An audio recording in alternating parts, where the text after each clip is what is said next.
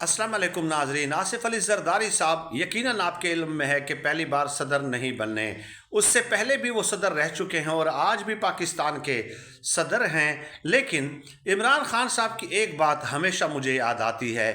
नून league के बारे में खैर इमरान खान साहब ने कहा था कि एक तो ये पढ़े लिखे नहीं हैं, पढ़े लिखे नहीं हैं तो चलें कोई बात नहीं है, इसमें कोई बुराई तो नहीं है, लेकिन पढ़ने लिखने की कोशिश तो कर सकते हैं ना।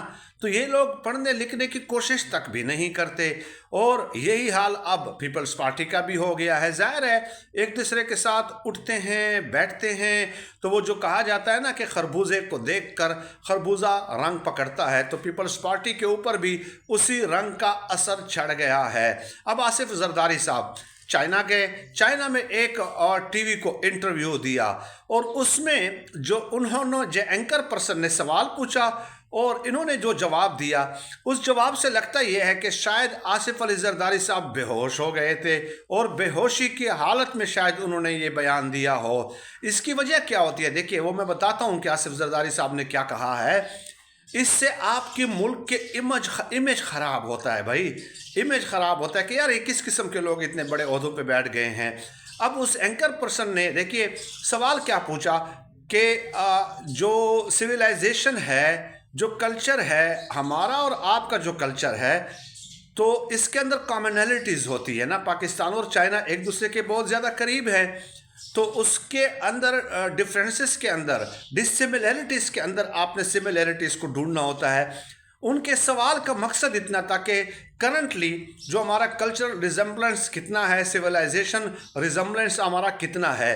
तो आसिफ जरदारी साहब लेक्चर देने लग गए, हड़प्पा को ले आए कि हमारा हड़प्पा की एक सिविलाइजेशन है, मोहनजोदाड़ो की हमारी एक सिविलाइजेशन है, हमारी एक सिविलाइजेशन है, हमारी एक तारीख़ है और फिर चाइना की एक तारीख़ है।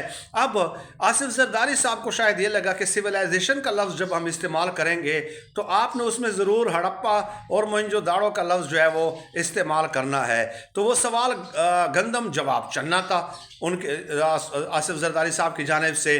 तो यकीनन ऐसे बयानात देखकर मैं यही कह सकता हूँ कि बेहोश होंगे शायद, या कोई ऐसा जो है ना आराम का जो सिरप होगा सुकून देने वाला वो पिया होगा, रेस्ट कर रहे होंगे, वरना कोई इस तरह का जवाब नहीं देना चाहिए था आसिफ अली जरदारी साहब को। तो ज़ाहिर है इसके लिए एक कैलिबर चाहिए होता है। अब बाहर के टीवी पे बैठ के जब इस तरह के इंटरव्यूज़ देते हैं तो वो आपसे जो है ना NROs और फलां और इमरान खान और इस्टेब्लिशमेंट इसके मुताबिक तो सवाल पूछेंगे नहीं, वहाँ तो पिंचिंग क्वेश्चन होंगे और आपके मुताले को ट्रिगर किया जाएगा। लेकिन अगर मुताला होगा तो तब आप जवाब देंगे।